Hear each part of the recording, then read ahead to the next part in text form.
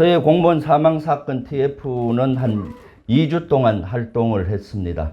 거기에 활동하면서 윤석열 정부 국가안보실이 깊게 관여되어 있다는 것을 확인했습니다. 관련하여 내일 종합 기자회견을 하고 국민들께 보고를 할 예정입니다.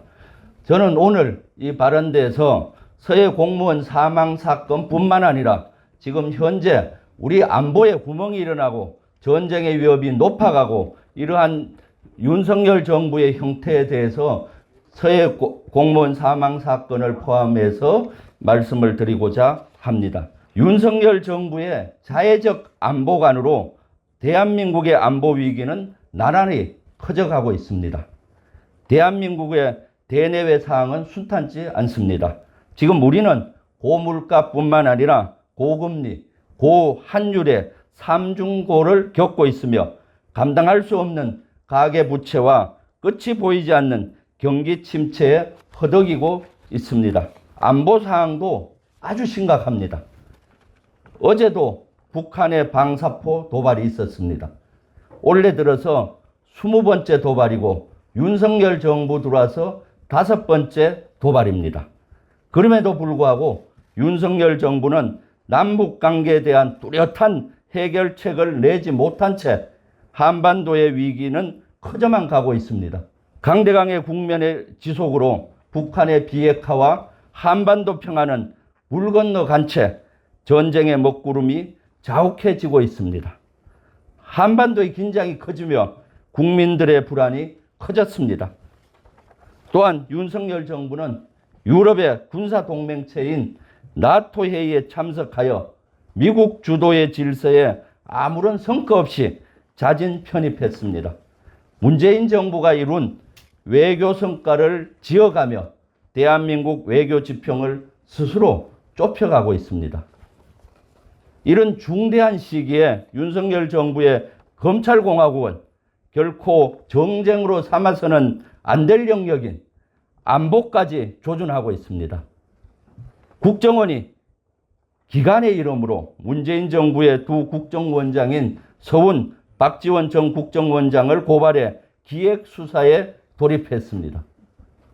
서해 공무원 피살 사건과 탈북거민 북송 사건은 북송 사건을 통해서 전 정부 인사를 보복하고 정치 공세를 지속하려는 윤석열 정부의 의도만 더욱 명확해졌습니다. 이 기획수사의 칼끝은 결국 문재인 전 대통령을 향하고 있습니다. 이 과정에서 결코 문제 삼아서는 안 될 부분인 군과 정보기관의 정보 수집 방식을 언론에 노출시키고 무리한 수사를 진행하고 있습니다. 안보에 심대한 위협이 되는 지점입니다. 외부 사항도 녹록치 않은데 내부에서도 자해하듯 스스로 안보의 구멍을 내는 것입니다. 국정원이 신설한 감찰심의관이라는 직위에 특수통 검사 출신 검사가 들어가면서 전직 국정원장 2명을 고발했습니다. 국정원에 파견된 검사가 검찰을 고발을 마치자 중앙지검은 곧바로 사건 배당에 나섰습니다. 철저한 보안이 요구되는 군 내 특수정보와 첩보를 수사의 영역으로 끌어들여 국가안보의 토대를 흔들고 있는 것입니다.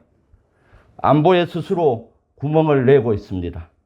전 정권을 일방적으로 옥죄는 과정에서도 윤석열 대통령이 깊숙이 관여되어 있습니다. 민주당에서는 서해 공무원 사망 사건 TF 활동을 통해 윤석열 정부가 서해 공무원 사망 사건을 두고 월북 판단을 돌연 번복한 것에 대한 경위를 상세히 확인했습니다.